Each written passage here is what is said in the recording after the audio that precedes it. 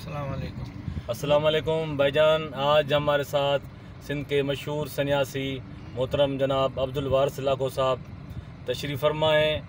आज एक अक्सरी नुस्खा जिससे तांबा तेल होता है, कायमुन्नार तेल है, ये बताएंगे बाबा जी। बताएं, बयान फरमाएं। अस्सलाम वालेकुम भाईजान।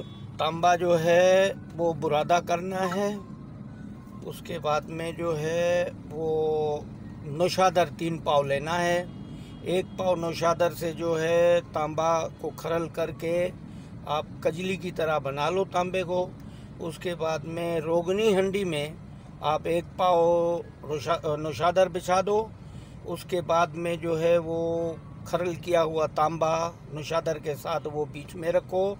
ऊपर 1 पाव रख के और आग जला दो।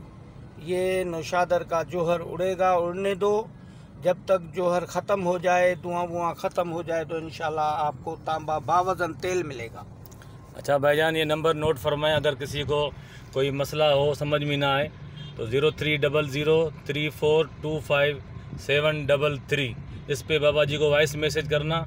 इंशाल्लाह जिसको भी समझ में ना आए फटाफट ये नुस्खा बनता है, कीमिया के काम भी आएगा और ये तबीब हजरात के भी काम आएगा। तांबा अक्सरी तेल होगा।